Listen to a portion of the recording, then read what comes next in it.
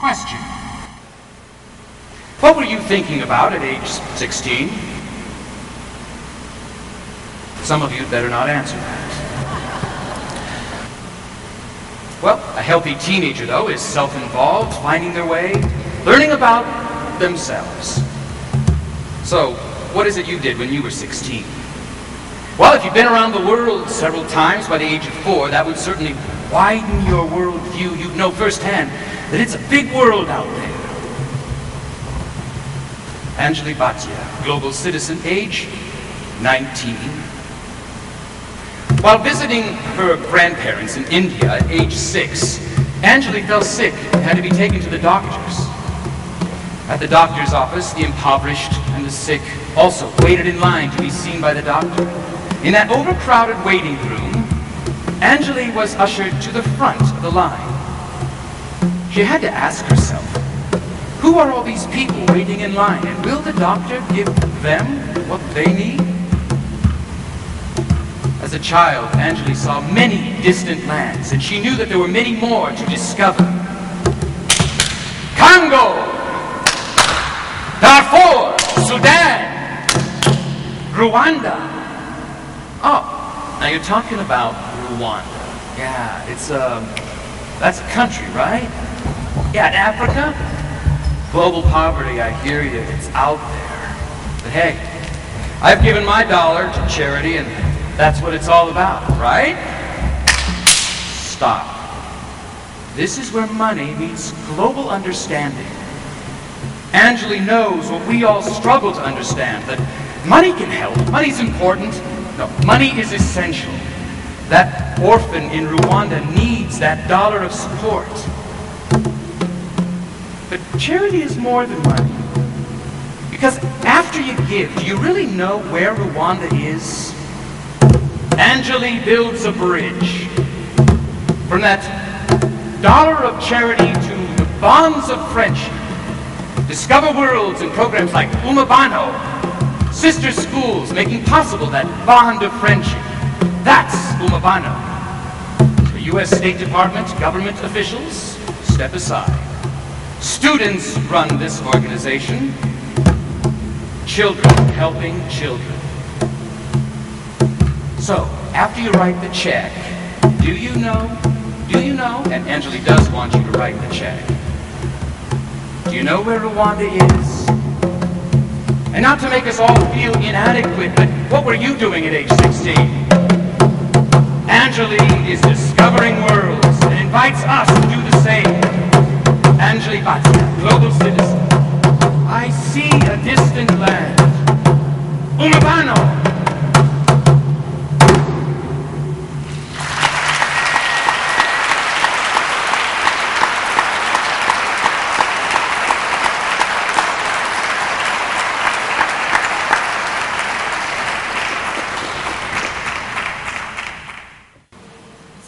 A world traveler by the age of 4, Anjali Bhatia was introduced to many cultures, all playing a role in her formative years.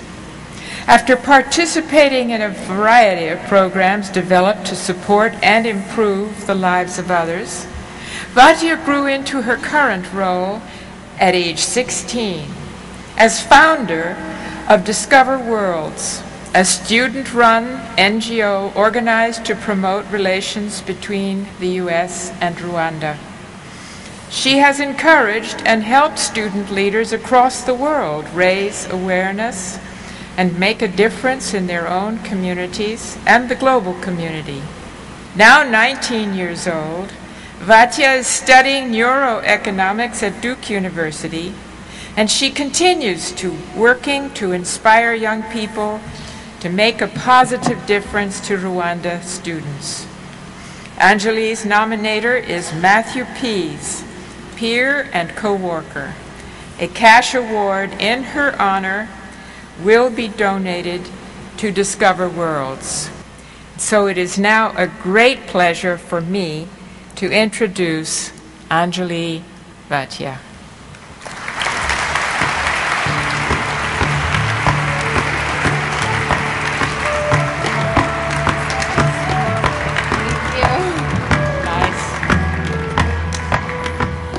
When I realized that I was going to Rwanda this summer, I had a moment of realization where I understood that I only knew one phrase in any African language, and those are two words very common to any American kid, Hakuna Matata, which after a few days in Rwanda, I found out it was actually pronounced Hakuna Matata.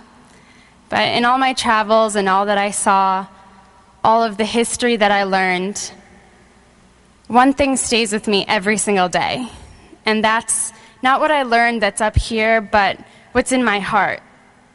And those are the friendships that I made. And whether these are just my friends who are orphans of the genocide that I was working with through Discover Worlds, or people who I met who came up to me because they were so excited to see someone from another country in the place they called home, this is what I think about every day that gives me hope. And this is why I want to share with you a word in an African language, Kinyarwanda, the native language of Rwanda, that means a lot to me, and that's umubano, which means relations in terms of friendships. And I am so, so inspired today to be in front of these 5 other honorees who have really promoted umubano throughout all over the world and the United States. And that's why I'd like to thank the U.S. Center for Citizen Diplomacy for the umubano that they promote as well, because by promoting citizen diplomacy, they're promoting the most beautiful thing I know, which is friendship. And I'd also like to thank my parents, because they're the ones who showed me how important love and friendship is. And not only have they let me go off the beaten path, but they've encouraged me to blaze my own.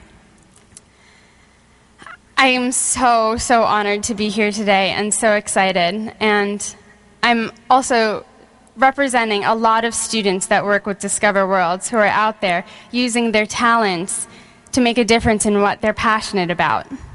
And these students are out there every single day showing that students can do more than just volunteer or fundraise, but they can make high-impact changes. So, thank you so much for having me here today. And my hope is that when children hear about Africa, they don't just think of Simba or Hakuna Matata, or if a child thinks about India, which we're hopefully spreading Discover Worlds there this summer, they don't just think of Mowgli and the Jungle Book, but instead they think of the friend that they have there and how they want to make a difference there and promote umubano as well.